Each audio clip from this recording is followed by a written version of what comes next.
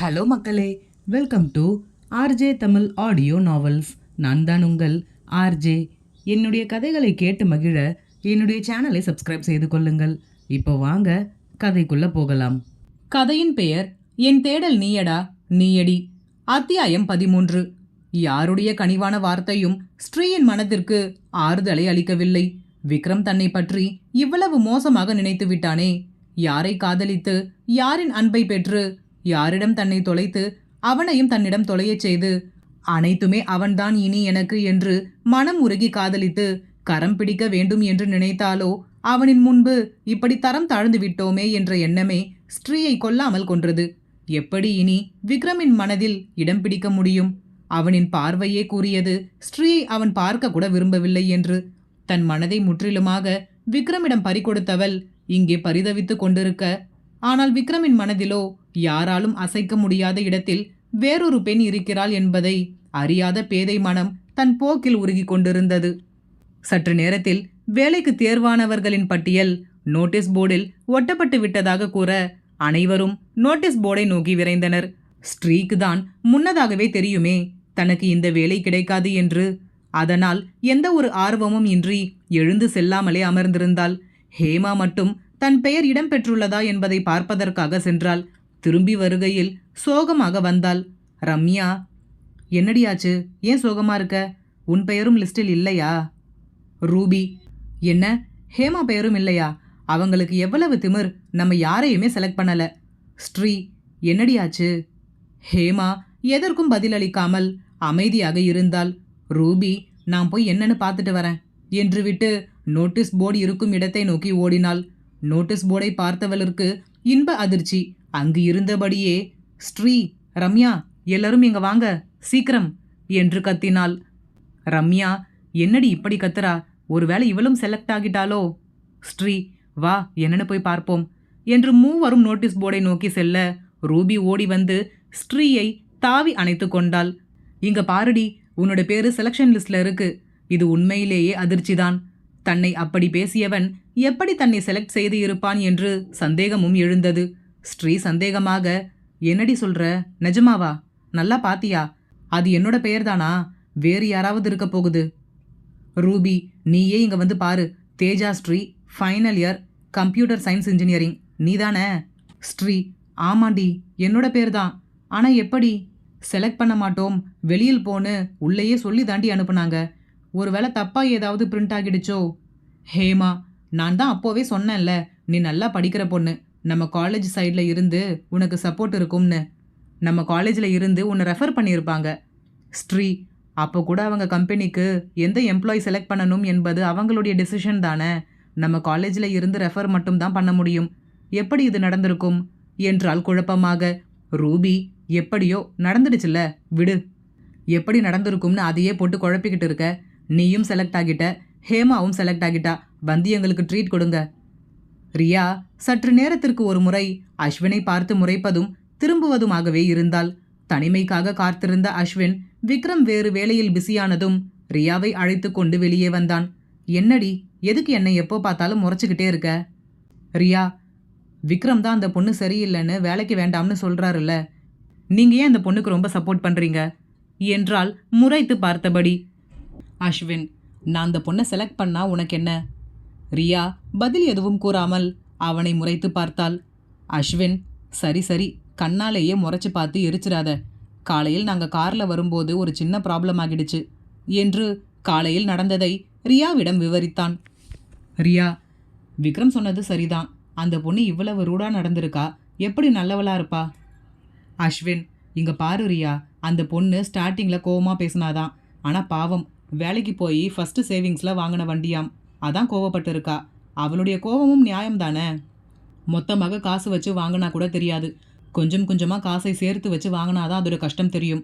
உனக்கு நான் சொல்ல வேண்டியது இல்லை. மணியோட வேல்யூ என்னன்னு உனக்கும் தெரியும்ல. உங்கள் ஃபேமிலிக்காக நீயும் எவ்வளவு கஷ்டப்பட்டு கொஞ்சம் கொஞ்சமாக காசு சேர்த்து வைக்கிற. உன்ன மாதிரி தான் அவளும்.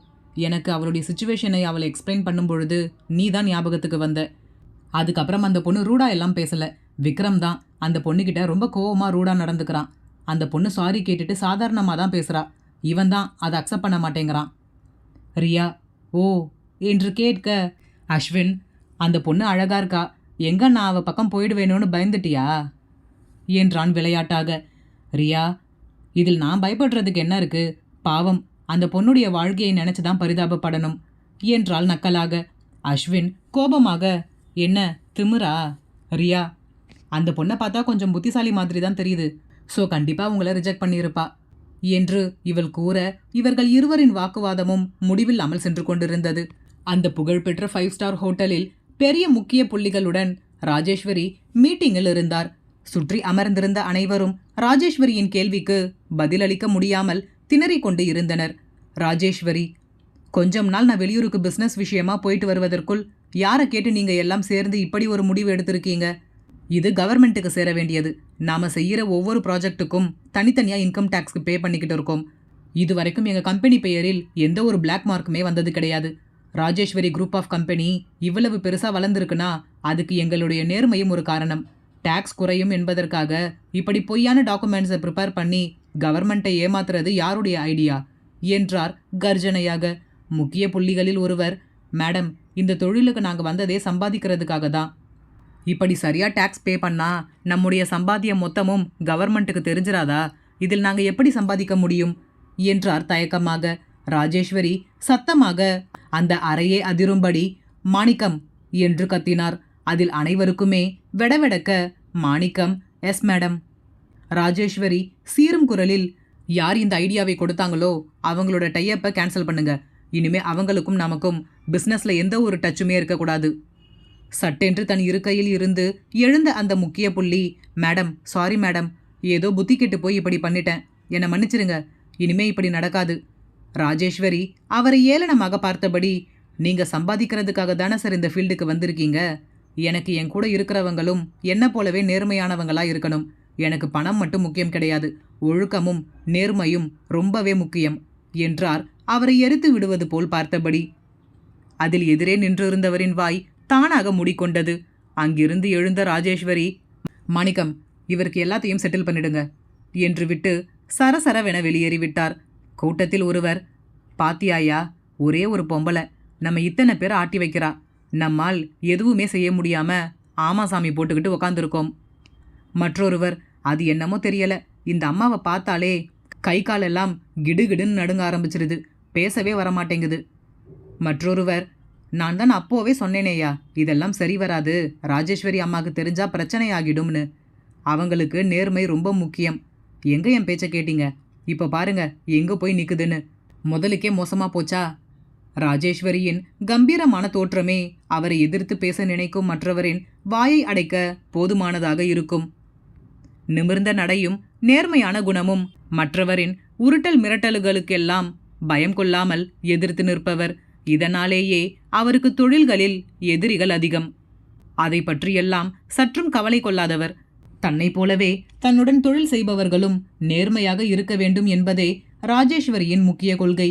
இதற்கு ஒப்புக்கொண்டால் மட்டுமே அவர் தன்னுடன் அவர்களை சேர்த்து கொள்வார். ராஜேஸ்வரி காரினுள் ஏறியவுடனே அவரின் போன் இசைக்கத் தொடங்கியது. அதை ஏற்று காதில் வைத்தவர், என்ன மிஸ்டர் திலீப், இன்னும் எத்தனை வருஷம் ஆகும் உங்களுக்கு இந்த ப்ராஜெக்டை கம்ப்ளீட் பண்ண என்றார் தன் கம்பீர குரலில். எதிர்முனையில் என்ன கூறப்பட்டதோ Rajeshwari, 10 minutes, I will be there, get ready என்று தன் போனை அணைத்தவர், மாணிக்கம், திலீப்போட ஆஃபீஸ்க்கு போங்க. தேடல் தொடரும். கதையின் பெயர் என் தேடல் நீயடா நீயடி. அத்தியாயம் 14. ராஜேஸ்வரியின் சொகுசு கார் கிரீச் என்ற சத்தத்துடன் அந்த புகழ்பெற்ற டிடெக்டிவ் ஆஃபீஸின் முன்பு நின்றது. அதிலிருந்து இறங்கிய ராஜேஸ்வரி தன் வேக நடையுடன் விறுவிறுவென உள்ளே சென்றார். அவரை வாசல் வரை வந்து அழைத்து சென்ற டேவிட், குட் ஆஃப்டர்நூன் மேடம், வாங்க என்று கை குலுக்கலுடன் உள்ளே அழைத்து சென்றார். ராஜேஸ்வரி, டேவிட், நீங்க சொன்னது உண்மையா? I can't believe. David, yes ma'am, today தான் இது நடந்திருக்கு. அப்போ நாம அவங்கள சர்ச் பண்றது யாருக்கோ தெரிஞ்சிருக்கு. ராஜேஸ்வரி, நீங்க சொல்றத பார்த்தா இதுக்கு பின்னாடி ஏதோ பெரிய சதித்திட்டம் இருக்கும் என்று எனக்கு தோணுது. டேவிட், நாங்களும் அதை தான் மேடம் சந்தேகப்படுறோம். யாரோ பிளான் பண்ணி தான் இதெல்லாம் செஞ்சிருக்காங்களோன்னு டவுட்டா இருக்கு. ராஜேஸ்வரி, நான் டவுட்டா இருக்குன்னு சில பேரை மென்ஷன் பண்ணி இருந்தேனே, அவங்கள ஃபாலோ பண்ணீங்களா? ஏதாவது அப்டேட் இருக்கா? டேவிட், நோ மேம், எந்த ஒரு சந்தேகப்படுற மாதிரியான அப்டேட்டும் இல்லை. ராஜேஸ்வரி, அப்போ வேற யாரு செஞ்சிருப்பாங்க? டேவிட், அதை பற்றி நாங்கள் இன்னும் கண்டுபிடிக்கல மேடம். இன்வெஸ்டிகேஷன் போய்கிட்டு தான் இருக்கு. Rajeshwari, but keep it secret. David, sure ma'am. Rajeshwari, சரி, எப்படியாச்சு? டேவிட், கார் ஆக்சிடென்ட் என்று அங்கு சுற்றி இருந்தவங்க எல்லாரும் சொல்கிறாங்க. ராஜேஸ்வரி தன் நடையின் வேகத்தை கூட்டியபடியே, யாராவது விட்னஸ் இருக்காங்களா? டேவிட், எஸ் மேடம், 2 பேர் நேருக்கு நேராக பார்த்துருக்காங்க. இவங்க நடந்து வரும்போது ஆப்போசிட்டில் வந்த கார் அவர் மேலே ஓவர் ஸ்பீடில் வந்து ஏற்றியிருக்கு. ஆனால் நடந்ததை பார்த்தா எதிர்ச்சியாக நடந்த மாதிரி தெரியலன்னு ரிப்போர்ட் பண்ணியிருக்காங்க. ஏதோ பிளான் பண்ண மாதிரி தெரிஞ்சது என்று சொல்லியிருக்காங்க மேடம். ராஜேஸ்வரியின் நடை சட்டென்று நின்றது. என்ன சொல்கிறீங்க? பிளான் பண்ணி என்றால் இஸ் இட் இன்டென்ஷனல் என்றார் அதிர்ச்சியாக.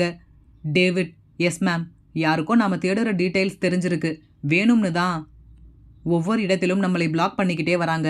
நாம் இந்த ஆக்சிடென்ட் கேஸை கையில் எடுத்து இத்தனை வருஷமாக எந்த ஒரு க்ளூவுமே கிடைக்காமல் இருந்துச்சு. இத்தனை வருஷம் கழித்து இப்போதான் அந்த டிரைவரை கண்டுபிடித்தோம். அவர்கிட்ட போய் அவரை விசாரிக்கிறதுக்குள்ள யாரோ அவர் ஆக்சிடென்ட் பண்ணி இருக்காங்கன்னா இதில் ஏதோ பெரிய விஷயம் இருக்கிற மாதிரி தான் மேடம் எனக்கு தெரியுது. ராஜேஸ்வரி யோசனையாக, வாட் நெக்ஸ்ட்? டேவிட், நமக்கு இருந்தது 2 வழி. ஒன்று டிரைவரை கண்டுபிடித்து அன்னைக்கு என்ன நடந்தது என்று விசாரிக்கிறது. இப்போ அதுக்கு சான்ஸே இல்லை. ஏன்னா அந்த டிரைவரே இப்போ உயிரோடு இல்லை. ஆக்சிடென்ட் பண்ணி சாகடிச்சிட்டாங்க. அடுத்த ஆள் அந்த வீட்டு வேலைக்காரி ராணி தான். ராஜேஸ்வரி, ஓகே, அப்புறம் எதுக்காக டிலே பண்ணுறீங்க? நீங்கள் போய் ராணியை பற்றி விசாரிங்க. டேவிட், எஸ் மேடம், தேடிக்கிட்டு தான் இருக்கோம். இன்னும் எந்த ஒரு டீட்டெயில்ஸுமே கிடைக்கல. ராஜேஸ்வரி, ஓகே டேவிட், நான் கிளம்புறேன். வேற ஏதாவது டீட்டெயில்ஸ் தெரிஞ்சா உடனே எனக்கு இன்ஃபார்ம் பண்ணுங்க என்று விட்டு தன் காரில் ஏறினார். அவரை வாசல் வரை வந்து வழி அனுப்பி வைத்த டேவிட், ஷியோர் மேம். காரினுள் ஏறிய ராஜேஸ்வரி சீட்டின் பின்புறம் தலையை சாய்த்தபடி சோர்வாக அமர்ந்து விட்டார். ராஜேஸ்வரியை இப்படி சோர்வாக காண்பது மிகவும் அரிது. மாணிக்கம், என்னாச்சுமா? ஏன் ரொம்ப சோர்வா இருக்கீங்க? ஏதாவது வேணுமா? ராஜேஸ்வரி, ஒன்றுமில்ல மாணிக்கம். இத்தனை வருஷமா நாமளும் லேக்காவுக்கு என்ன ஆச்சுன்னு கண்டுபிடிக்க ட்ரை பண்ணுறோம். எந்த ஒரு டீட்டெயில்ஸுமே கிடைக்க மாட்டேங்குது என்றார் சோர்ந்து போன குரலில். மாணிக்கத்திற்கு இது பெரிய ஆச்சரியம்தான். ராஜேஸ்வரி இப்படி எளிதில் சோர்ந்து போகுபவர் கிடையாது. எதையுமே தான் நினைத்த காரியம் நிறைவேறும் வரையிலும் விடாமுயற்சியுடன் போராடி வெற்றி பெறுபவர். அப்படிப்பட்டவர் இப்படி சோர்ந்து போய் கூறுவது இதுவே முதல் முறை. மாணிக்கம், நான் உங்களை இப்படியெல்லாம் இதுக்கு முன்னாடி பார்த்ததே இல்லைம்மா. எந்த விஷயமா இருந்தாலும் எப்படியாவது அதில் ஜெயிச்சிருவீங்க. இந்த விஷயத்தில் மட்டும்தான் நீங்கள் இவ்வளவு கவலைப்படுறீங்க. ராஜேஸ்வரி, வேற என்ன பண்ண சொல்றீங்க மாணிக்கம்? அந்த டிரைவரும் இப்போ உயிரோடு இல்லை. மாணிக்கம் அதிர்ச்சியாக, என்னம்மா சொல்றீங்க? டிரைவருக்கு என்னாச்சு? ராஜேஸ்வரி, நாம கண்டுபிடிச்சு அந்த டிரைவர்கிட்ட போகிறதுக்குள்ள யாரோ அந்த டிரைவரை வேணும்னே ஆக்சிடென்ட் பண்ணி சாகடிச்சிருக்காங்க. மாணிக்கம், என்னால் நம்பவே முடியல. நீங்க சொல்றது ரொம்ப ஆச்சரியமா இருக்கு. யாருக்குமே தெரியாமல் நாம சீக்கிரட்டா தேடிக்கிட்டு இருக்கோம்.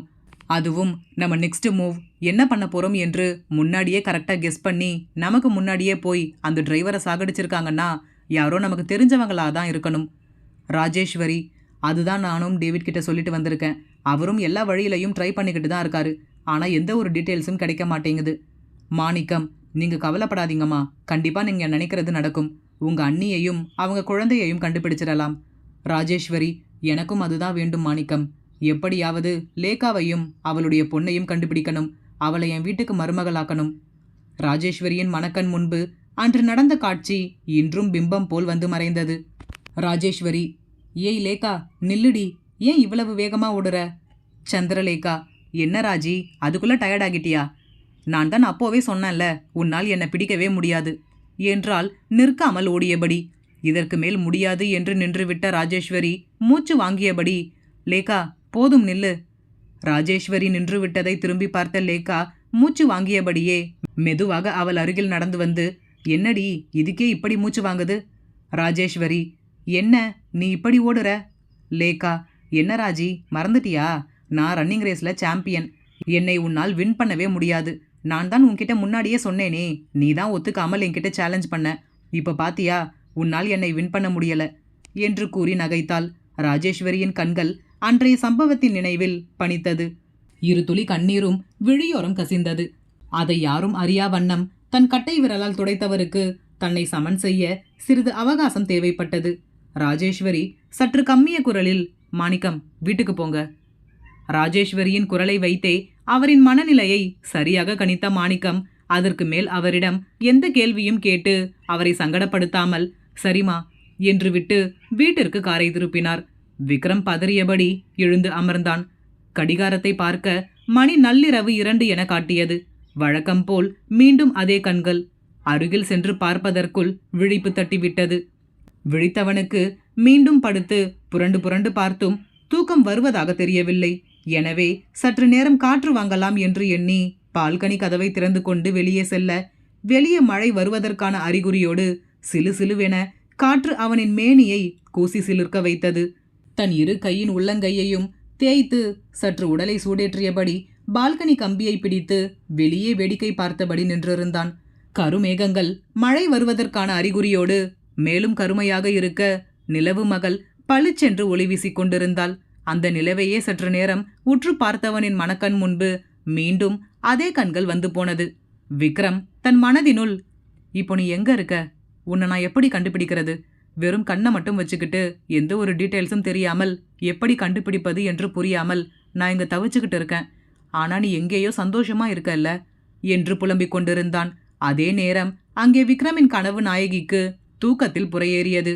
தூக்க கலக்கத்தில் இருமலோடு விழித்தவள் தண்ணீரை தேடி எடுத்து அருந்திவிட்டு மீண்டும் தூங்கிவிட்டாள்.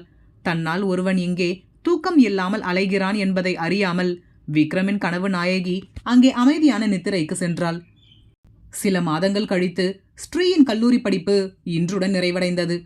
அனைவரும் ஃபேர்வெல் கொண்டாட்டத்திற்காக ஆடிட்டோரியமில் ஒன்று கூடியிருக்க நண்பர்கள் ஒருவரோடு ஒருவர் ஆரத்தழுவி விடை கொடுத்தனர். ரூபி சோகமான முகத்துடன் கேண்டீனில் அமர்ந்து பப்ஸை உண்டபடி அமர்ந்திருந்தாள். ரம்யா, ஏண்டி மூஞ்சியை இப்படி இஞ்சி தின்ன குரங்கு மாதிரி வச்சிருக்க? ஏற்கனவே உன் மூஞ்சியை பார்க்க சகிக்காது. இதில் சோகமா வேற முகத்தை வச்சு எங்களை பார்க்க முடியாமல் கஷ்டப்படுத்தாத. ரூபி, சீப்போ, உனக்கு எப்போ பார்த்தாலும் என்னை அசிங்கப்படுத்துவது தான் வேலையே. இனிமே நாம 4 பேரும் இப்படி ஒன்றா இருக்க முடியாது. தனித்தனியாக வேற வேற ஆஃபீஸ்க்கு வேலைக்கு போயிடுவோம். நாம இனிமே எப்போ மீட் பண்ணுறது என்றால் வருத்தமான குரலில். ஹேமா, இதுக்கு ஏண்டி கவலைப்படுற? எப்போ வேணும்னாலும் ஃபோன் பண்ணால் மீட் பண்ண போகிறோம். ரம்யா, உனக்கு இன்னும் வேலைக்கு போகிற ஆசையெல்லாம் வேற இருக்கா? உன்னை நம்பி எவன் வேலை கொடுப்பான்? ரூபி கோபமாக அவளை பார்த்தபடி தன் மூக்கு கண்ணாடியை மேலே ஏற்றிவிட்டவள், இனிமே நீ என்கிட்ட பேசாத. இன்னையோட உனக்கும் எனக்கும் உள்ள இருக்க ஃப்ரெண்ட்ஷிப் கட்டு. ஸ்ரீ, சரி சரி விடுங்க, சண்டை போட்டுக்காதீங்க. இன்னைக்கு தான் நமக்கு காலேஜோட லாஸ்ட் டே. இன்னைக்கும் சண்டை போட்டுக்கிட்டு இருக்காதீங்க 2 பேரும் என்று இருவரையும் சமாதானம் செய்தாள். ரூபி, உனக்கு என்னம்மா, நீயும் ஹேமாவும் ஒரே கம்பெனியிலேயே பிளேஸ் ஆயிட்டீங்க. ஜாலியாக ஒன்றா வேலைக்கு போவீங்க. உன்னோட க்ரஷ் வேற அந்த கம்பெனியில் இருக்கான். உனக்கு இனிமே ஜாலி தான். எங்கள் நினைப்பே வராது. எனக்கு அப்படியா? வெளியில் போய் தான் வேலையே தேடணும். எனக்கு வேலை கிடைக்குமா கிடைக்காதானே தெரியல என்று புலம்பினாள். தேடல் தொடரும். இந்த கதை பிடித்திருந்தால் மறக்காம லைக் பண்ணிட்டு அப்படியே சப்ஸ்கிரைப் பண்ணிடுங்க ஃப்ரெண்ட்ஸ். மீண்டும் அடுத்த அத்தியாயத்தில் சந்திப்போம். நன்றி.